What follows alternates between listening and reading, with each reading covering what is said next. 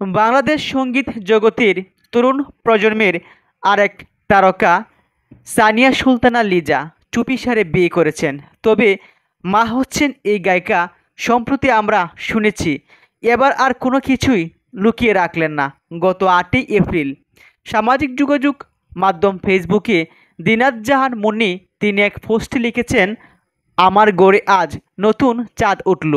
আমাদের লিজার এবং সবুজ বাইয়ের 21 দিন বয়সী মেয়ে ইয়াশা এসেছে। মাশাল্লাহ, কি মিষ্টি, সবাই দোয়া করবেন। তারই মধ্যে আমরা নবাগত কন্যা সন্তানের নামও জেনেছি।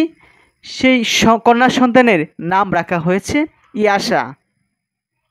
এবং গত 11ই এপ্রিল দেশ বিদেশের অসংখ্য শুভাকাঙ্ক্ষী এবং ভক্তদের ঈদ মুবারক জানিয়েছেন সানিয়া সুলতানা লিজা ওনার এবং ওনার নবাগত কন্যা সন্তানের পক্ষ থেকে। গত 22শে এপ্রিল সানিয়া সুলতানা লিজা এক পোস্টের মাধ্যমে তিনি লিখেছেন ইয়াশার মা এবং বেবি পাম্পের কিছু ফটো সামাজিক যোগাযোগ মাধ্যমে শেয়ার করেছেন। এবং গত 22শে এপ্রিল জনপ্রিয় গায়িকা লিজা তিনি লিখেছেন, মায়ের অনুভূতিগুলো একটু একটু করে ডালপালা চড়াচ্ছে। চলতি বছরের 18ই মার্চ গায়িকা লিজার কুলজোড়ে আসে একমাত্র কন্যা সন্তান। বাংলাদেশ সময় বিকেল 4টায় নিউ ইয়র্কের একটি হাসপাতালে কন্যা সন্তান জন্ম দেন লিজা। গায়িকা তিনি সকলের কাছে কন্যা সন্তানের জন্য দোয়াও চেয়েছেন সম্প্রতি এক পোস্টের মাধ্যমে।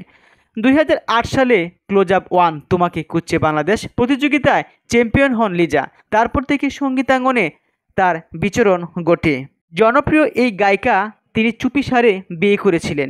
বিয়ের 2 বছর পর তিনি কন্যা সন্তানের মা হয়েছেন। বর্তমানে স্বামীর সঙ্গে আমেরিকায় বাস করছেন এই সঙ্গীত শিল্পী।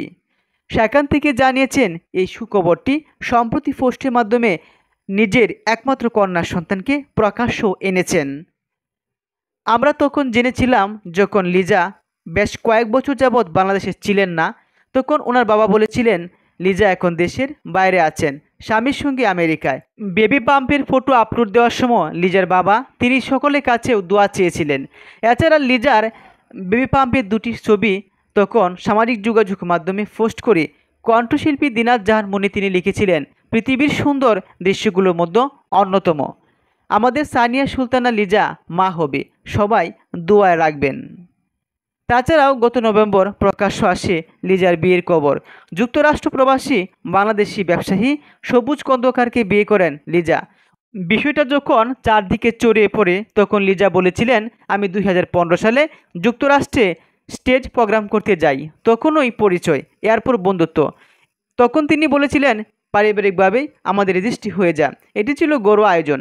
আমরা ভেবেছিলাম দেশের অবস্থা একটু স্থিতিশীল হলে বিবাহোত্তর সংবর্ধনা অনুষ্ঠানের আয়োজন করব। তাছাড়া সবুজ দেশের বাইরে থাকে।